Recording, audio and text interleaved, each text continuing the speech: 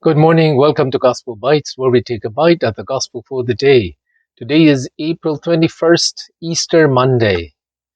A reading from the Holy Gospel according to Matthew. Glory to you, O Lord.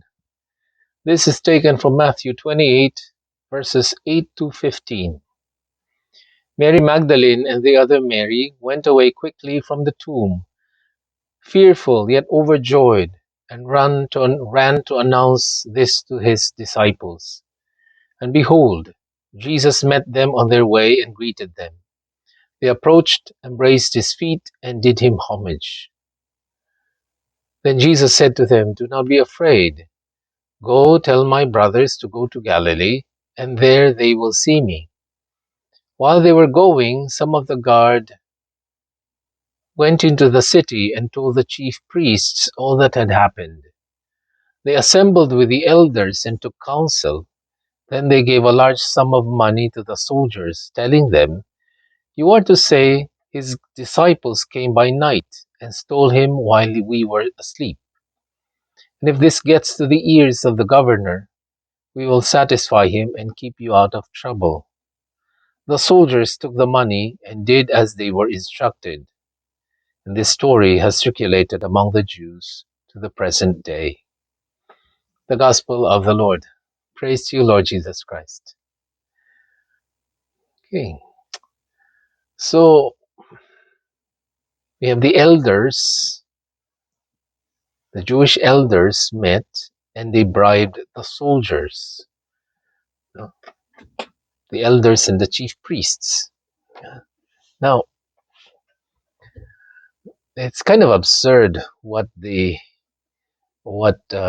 excuse was for losing the body of Jesus. They said, "The disciples came by night and stole him while we were asleep." So there's a problem there.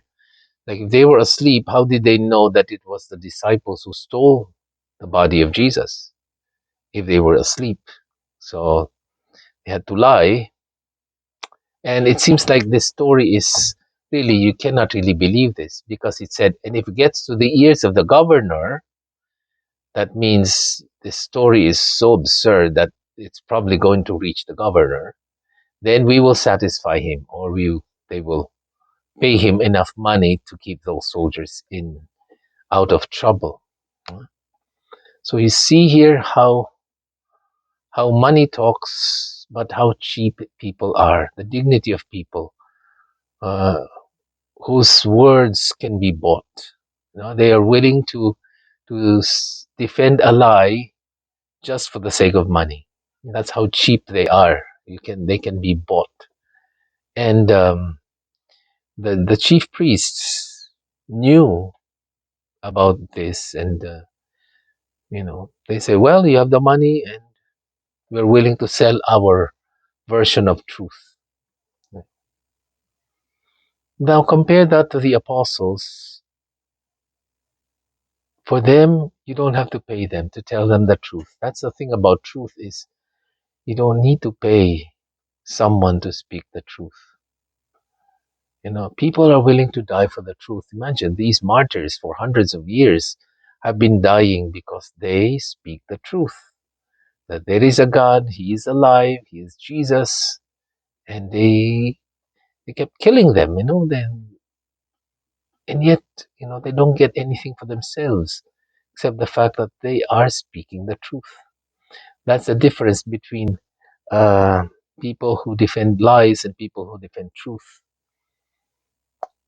Uh, People who are not willing to die for a lie, they can sell themselves, they can be bought, but they're not going to die for it.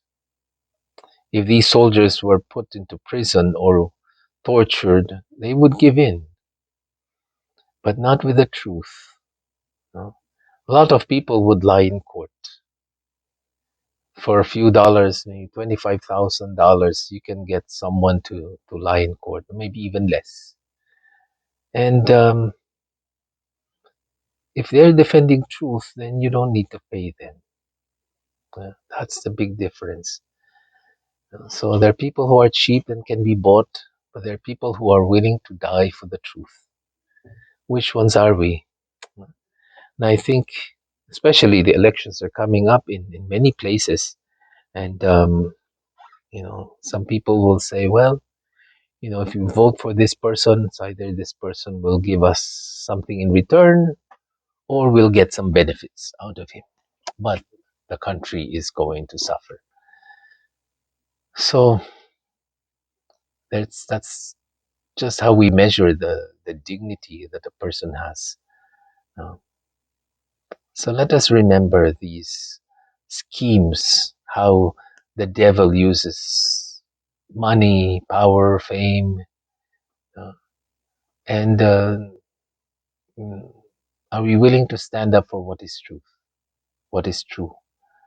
Or are we going to sell ourselves?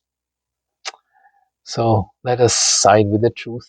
Jesus said, I am the way, the truth, and the life. Satan is the father of lies, and so choose which one you want to serve. I'm Father Jerry Sembrano for another edition of Gospel Bites. God bless you. Happy Easter.